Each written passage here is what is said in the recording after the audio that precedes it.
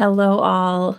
My name is Erika Schreck, and I am here as part of the Wind Clan. Thank you so much for joining me, whatever time it is for you, whether you're watching live or you are watching later. I just so appreciate your attention and your presence here. This has been a phenomenal experience. Whether this is your first time as a fire tender or even as part of the Wind Clan, or whether you are seasoned, we know how powerful light truly is and can be for everybody. So, hi, Renee. Thanks for being here.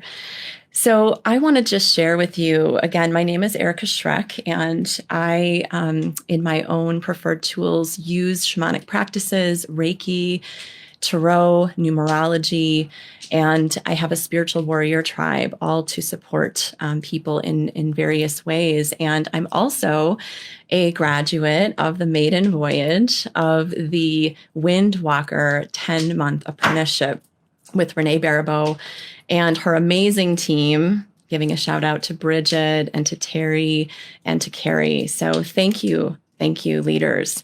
And I just want to say that the winds are such change agents. I've long felt like I've worked with the elements and thought I had my favorites, and the wind has really shown up as such an amazing ally and kind of interesting. You know, it's sometimes gentle and sometimes harsh and a lot of times in between. And so that said, the experience of the 10-month apprenticeship has been a huge force in shifting my own life this particular year. So I felt held and inspired by not only the team, but also our amazing community. So I'm so grateful for everyone who's been a part of that energy. So such gratitude. I also just want to mention that 4 years ago now, actually the other day was the anniversary that I bought Winds of Spirit, Renee's amazing book. And that was how I got started. A couple months later, I had my first wind whistle. And so I had been introduced to Renee through one of my first shamanic teachers, Sandra Ingerman, who many of you know. And so I've just been very moved by this work. So I wanted to make sure that I just acknowledge why we are here and why this is so powerful.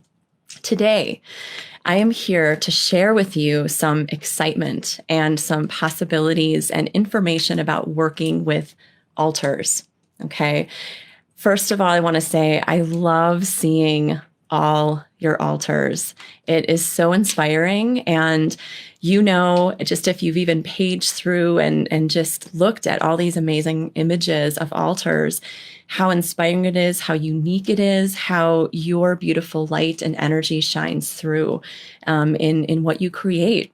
And I love altar work. And so I really was drawn to bring some new and maybe refreshing ideas. Okay. So let me have, just some notes really clearly stated at the beginning. I'm not the boss of you. And I'm not here to tell you how to do your altar or to change your altar. You have to do all the things that I'm going to talk about specifically this evening. And I really want to inspire you. Sometimes we need to change things up. And sometimes we need to refresh the way we do things, right?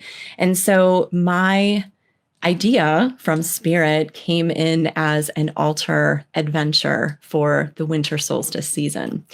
And so every season and even every month for the new moon, if I know a beautiful dear one is going through a difficult time, I create a new altar. So truthfully, I have on average probably at least 4 or more altars going in my home at any given time throughout the year.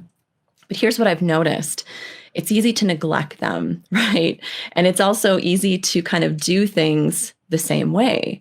So even just, I actually purposely wanted to show you how I generally start my altar. This is just my personal approach, and just be curious to hear what you like to include in yours as well.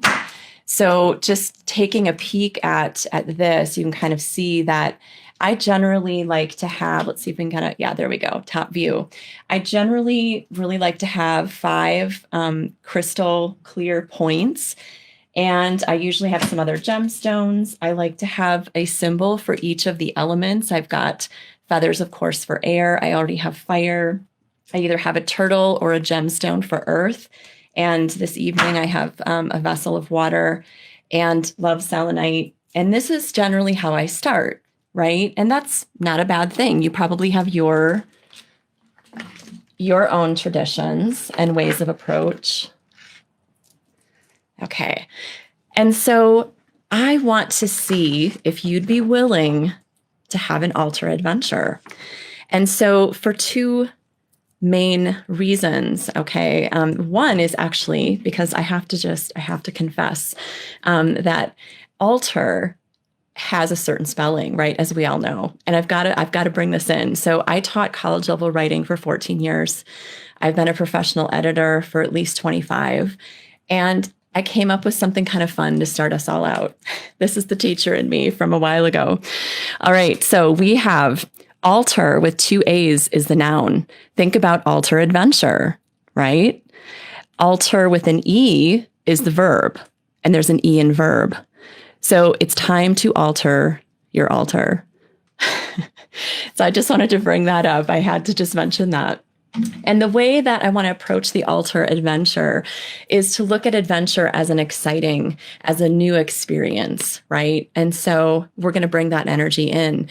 And something that I believe I learned a long time ago, probably from Sandra Ingerman, is altars change as we change. And we can approach altars in one specific way, and that's great. And I find that we're more mindful when things aren't always the same.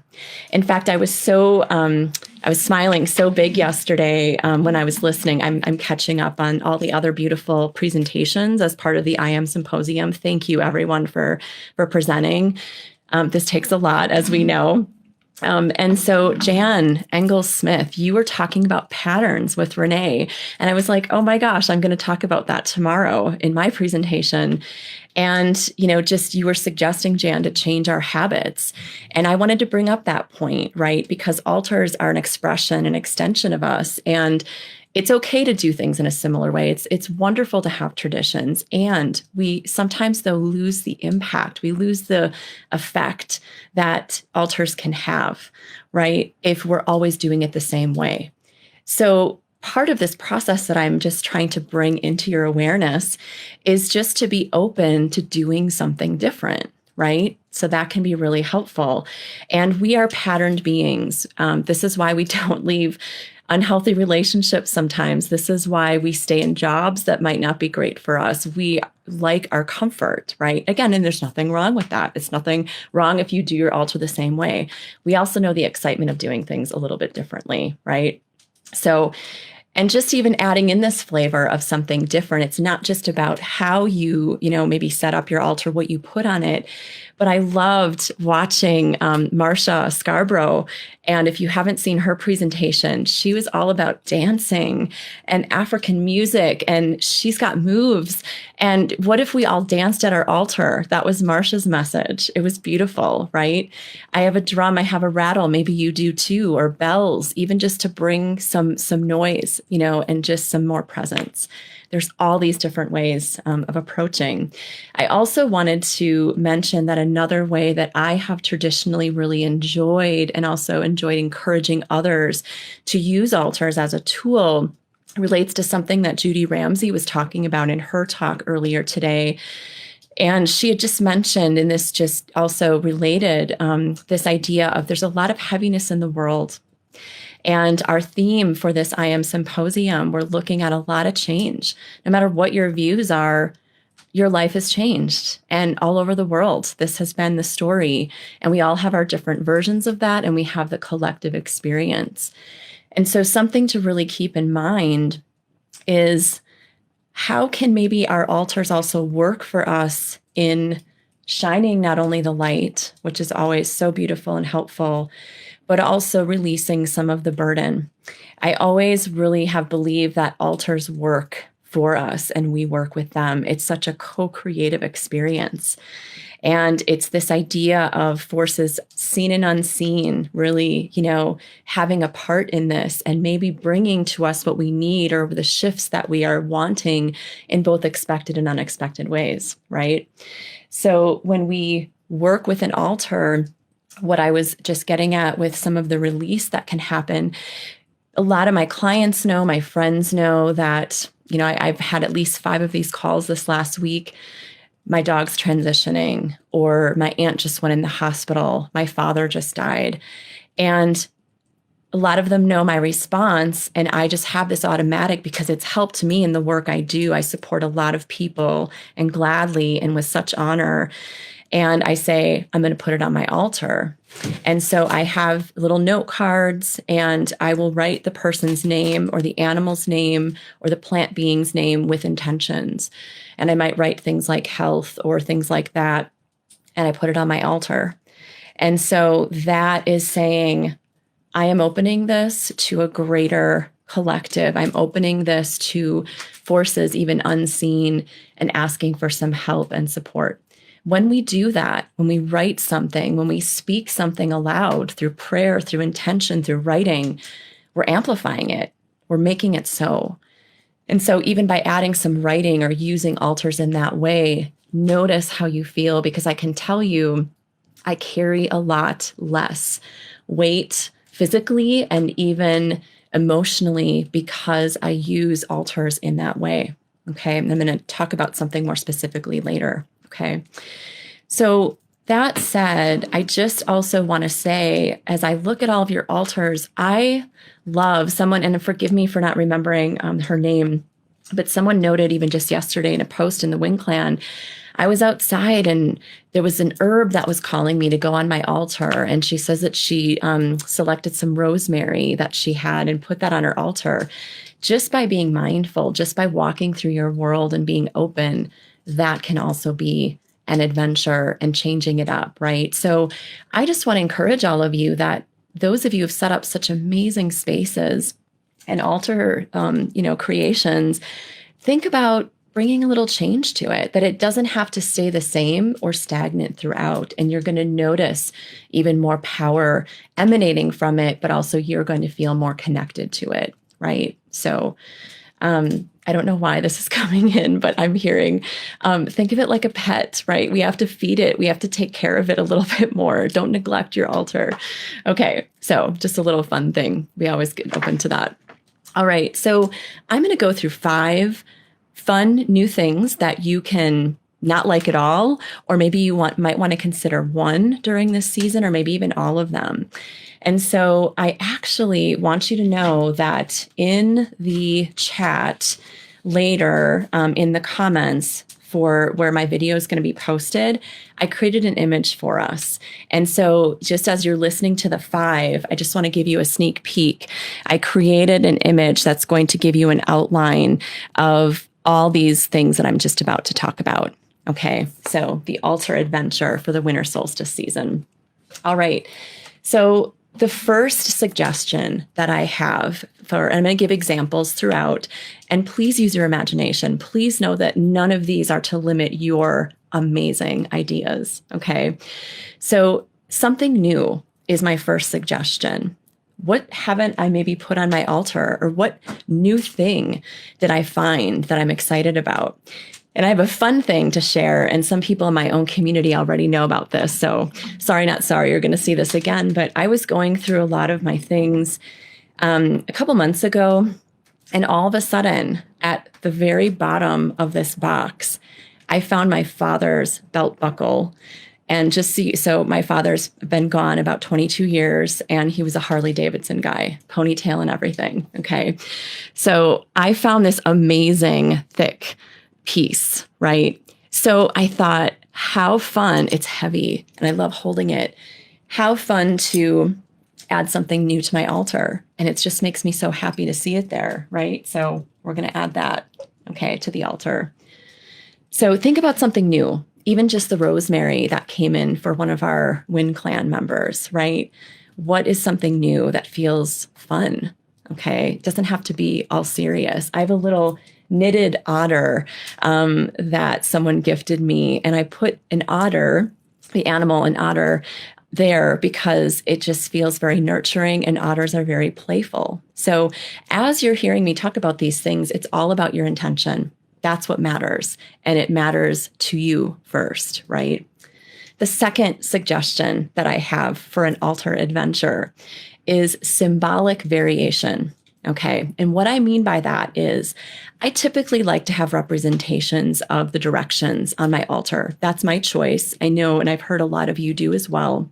So it's so fun to find different things. So sometimes I, for example, for water, have a little vessel that may or may not actually have water in it. And I do actually have water in this, which is actually an egg holder, just saying. Okay. And so, but it looks so pretty. And so I've also put a seashell, right? I've put a frog, because frog is so much about water, right? Use your imagination. And I have a funny story. So a couple years ago, for my water, I was using this on my altar. So this is a gemstone bowl. There's nothing in it right now. It's a gemstone bowl. And I filled this with water thinking, oh, how fun. This is so cute. Someone gifted me this and this will be my water symbol. And my altar at that time was a little lower to the floor. And my dear dog, Tobias, thought this was for him. So he started drinking out of it. Altar adventure. Didn't expect that, but there we are. Okay. So sometimes things can happen. If you have an outdoor altar, there's lots of adventures. I have had leaf blowers and maintenance people, unfortunately, destroy my altar 5 times since the summer. And also squirrels sometimes like to take things, right? So always an adventure, right? And there's always a reason. I trust. So that's my fun story there. Another, representation of water.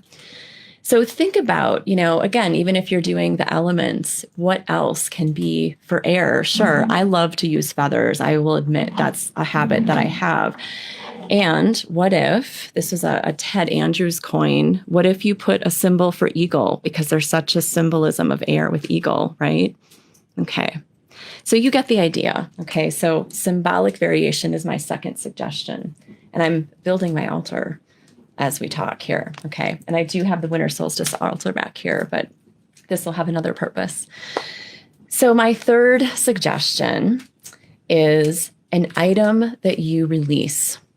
So sometimes it's actually really helpful to symbolically have something on the altar that you're going to put outside or burn or release in another way.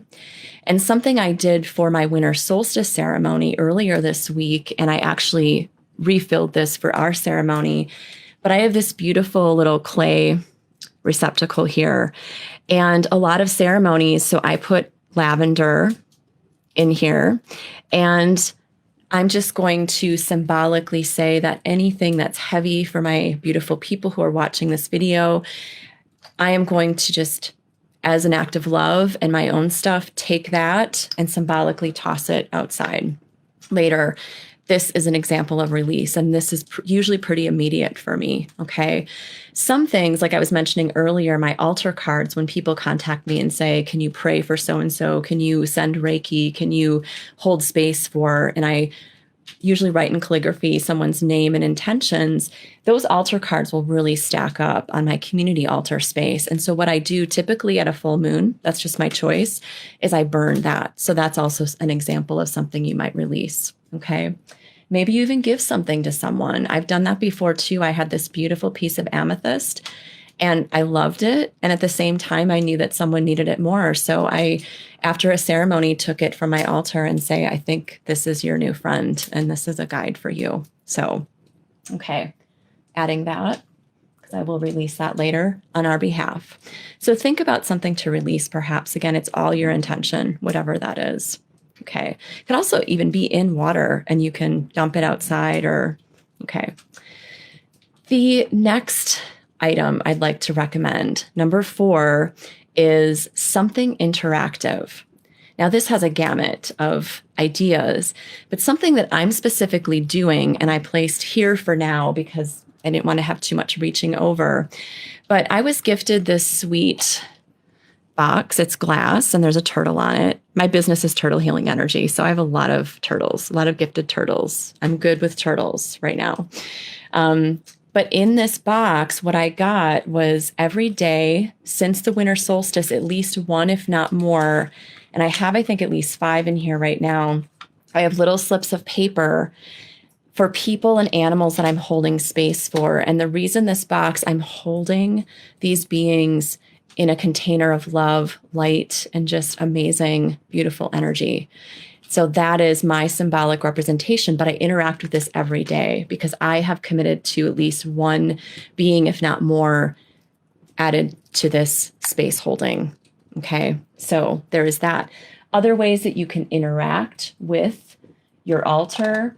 I love to have a place for incense, and that's movement, right? There's something you're going to and interacting with. That can be another example. Lighting a candle, right? Anything at all that feels interactive. Even if you pick something up and, say an affirmation or something and then replace it, that's still some interacting. Okay. The fifth suggestion that I have for having an altar adventure is a representation of something that you desire, something you really want. And I'm doing this. So for your altar now, perhaps during the winter solstice season or any time that maybe has this same flavor. And then taking that item, and I'm going to explain mine, and putting it on a future altar. The fire agrees. That's very important. And so taking that item and actually creating a new altar with this in the new year. That's what I'm going to do. If it speaks to you, great. If it doesn't, all good. So this is a selenite heart. And I will just tell you that I am really ready and focusing on this idea of some deeper connections, partnership, coupleship. And so I'm using this heart to represent that, this beautiful selenite heart. And so this is also on my altar for the winter solstice.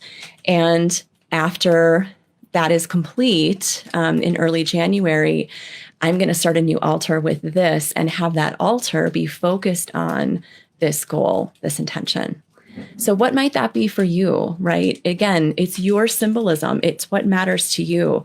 I love looking at so many of our beautiful shamanic practices, whatever it is for you, whatever tools you use, the choices you make, when you create and maintain and change your altars, that you look at it like exercise, right? And they say that the best exercise is the one you're going to do consistently, right? So for altars too, it's like put an altar in a place that you're going to actually want to visit. I remember a client of mine had said, well, yeah, I'm just putting it in the basement, but I don't get down there much. And I said, is there any way that you can move it closer? And another client story, this just happened a couple of weeks ago and it was kind of cracking me up because I was already, getting prepared for this presentation. But it was so cute. I was doing a Reiki session with her and all of a sudden her deceased loved one for whom she had an altar for suddenly tells me, please tell her that altar she has for me is really dusty and she needs to not only clean all the things on it, but change it up. So I was laughing. I'm like, okay, this is important stuff. So we're going to also hold space for me. I'm going to hold space for coupleship, partnership, and love in other forms and relationships. Okay. So how are you all doing? How is that feeling? What are you inspired to do? Again, some of you, I know there can be resistance, like, I don't want to do something different. And you know what? I'm okay with that. I'm not here to convince you otherwise. I'm just here to hopefully bring some inspiration because I think that altar work can be more involved and more effective and more powerful for co-creating what we want and also having that altar really working, for us and with us when we are putting some of this energy and attention into it a little bit more and in some different ways. And it's kind of fun. I mean, if you have kids, this can be a really fun, creative kind of thing. Like maybe they each have their own altar in the family and, what are you going to do for air? What are you going to put on your altar for earth? Just all of this can be very interactive as a process, right? So I hope that what you mainly took from today is a little bit more perspective, a little bit more insight, maybe even, again, looking at what you might do differently and what you might really love to do more of in the future with your altars. But again, I can't express how amazing it is to see all of your altars on the wall of the Wing Clan Facebook group. It just, oh my gosh, I'm going to get around to more of them, and I'm trying to comment, and it's just amazing. And don't forget too that Renee and beautiful Bridget have asked that we submit, there's a Jot form link where you can submit a picture of your altar. I'll try to do that later in the comments as well. Or if someone wants to do that for me right now, that'd be great. Just as a reminder, there's a place where you can submit your picture, because Renee and her other assistants put together this wonderful video of all of our altars. And it's just so, to see it all at once, I'm getting chills just thinking about it. So this work is so powerful. I'm so grateful that all of you here live have joined me. Anyone listening later, thank you for your time with being here, because the spiritual practices are our anchors for these wild and changing times. And whatever you're doing to support yourself, ground yourself, and stay connected, keep doing that. Stay connected to the people who lift you, the practices that lift you and support you. And remember that altars, I think, first have a purpose in connecting us to ourselves. And they also can connect us to others and our intentions and manifestations and spirit, God, great mystery, i.e., Mother Goddess, right? So thank you again. And I just want to mention that if you are buying the package, the $49 whole shebang with all the recordings and things, and you got a lot of gifts, the fire is again excited about that. I am offering a discount. I do a Tarot Oracle Intuitive New Year reading that's really fun. And so that is going to be my gift that's included. So blessings, everyone. Again, I'll make sure to put this image in case you find it helpful. I'll attach that as an image in the comments, just so you can have that for more inspiration.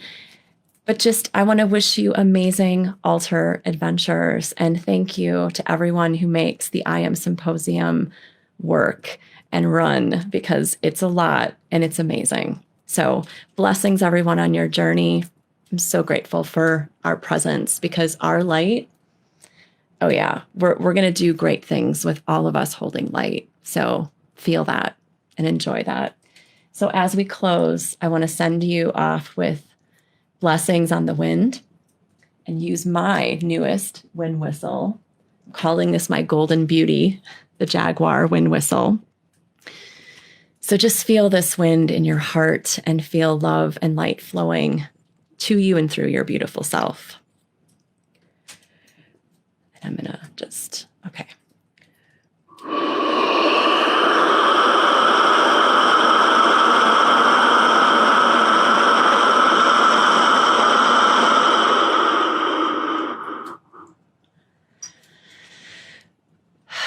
Remember to breathe. Be well, everyone. Thank you so much for being here and watching. Until next time.